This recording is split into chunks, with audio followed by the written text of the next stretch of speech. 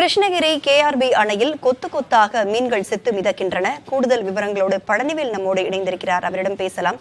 பழனிவேல், தென்பெண்ணை ஆற்றில் மழைநீருடன் ரசாயன கழிவுகள் கலந்ததே இதற்கு காரணமா சொல்லப்படுகிறதே, வேற ஏதேனும் காரணமாக இருக்கக்கூடுமா? மீனவர்கள் என்ன குற்றச்சாட்டை முன்வைக்கிறாங்க?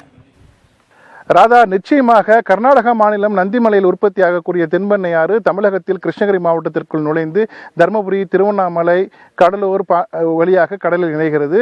இந்த அணை தென்பெண்ணை ஆற்றின் குறுக்கே கிருஷ்ணகிரி அருகே கேஆர்பி அணையானது கட்டப்பட்டிருக்கிறது. இந்த கேஆர்பி அணையில் ஒப்பந்த முறையில் மீன்கள் பிடித்து விற்பனை செய்யப்பட்டு வருகிறது. இந்த ஒரு சூழலில் கேஆர்பி அணையின் நீர்மட்டமானது கடும் வறட்சியின் காரணமாக கிட்டத்தட்ட 38 அடிக்கு கீழே சென்றது.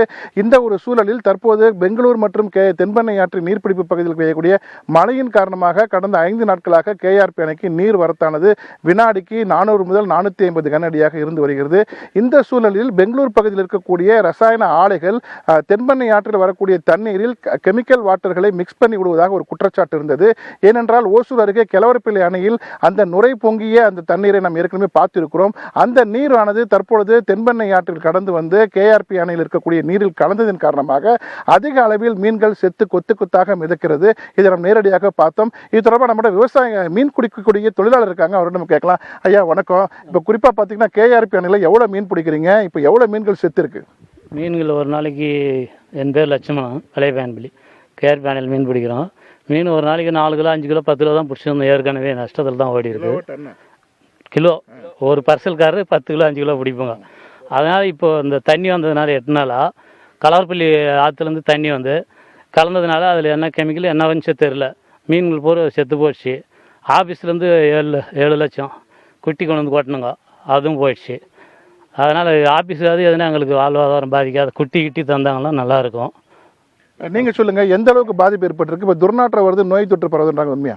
உண்மை சார். ஒரு 20 டன்னுக்கு மேலே செத்து போயிட்டு இருக்கோம். அதனால் இப்போ இது நம்பி ஒரு 1000 குடும்பம் இருக்குது. அது அவங்க வாழ்வாதாரம் பூரா போச்சு இல்லையா? அவங்க குட்டி கொடுத்து 7 லட்சம் குட்டி கவர்மெண்ட் கொடுத்தாங்க. கவர்மெண்ட் கொடுத்தவொடனே அந்த 7 லட்சம் குட்டி செத்து போச்சு. இப்போ ஒன்றுமே இல்லாத டேமு காலியாக இருக்குது. இதுமாதிரி பட்டு நம்ம ஒன்றுமே பண்ண முடியாது இல்லையா? 1000 குடும்பம் வாழ்வாதாரம் பூரா போச்சு. ராதா, நீங்கள் கேட்டிருப்பீங்க, குறிப்பாக இந்த மீன்பிடி தொழில் தான் தங்களுக்கான முக்கிய வாழ்வாதாரமாக சொல்கிறார்கள். தற்பொழுது அந்த கெலவரப்பள்ளி அணையில் இருந்து வந்த அந்த ரசாயன நீர் கேஆர்பி அணையின் கலந்ததன் காரணமாகவே மீன்கள் இறந்து விட்டதாக மீன்பிடி தொழிலாளர்கள் சொல்கிறார்கள்.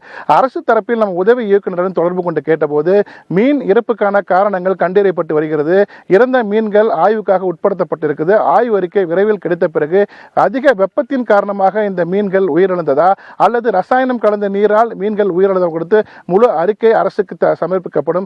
அதன் பிறகு ஒப்பந்ததாரருக்கோ அல்லது அந்த இறந்து போன மீன்களுக்கு இழப்பீடு வழங்க கொடுத்து நடவடிக்கை எடுக்கப்படும் ஒரு கருத்தை பதிவு செஞ்சிருக்காங்க. இருப்பினும் தற்பொழுது இந்த இறந்து கிடக்கக்கூடிய மீன்கள் அனைத்துமே கேஆர்பி அணையின் நீர்த்தேக்கத்தில் தேங்கி இருக்கிறதால் துர்நாற்றமும் நோய் தொற்றும் பரவக்கூடிய ஒரு சூழல் இருக்கிறது.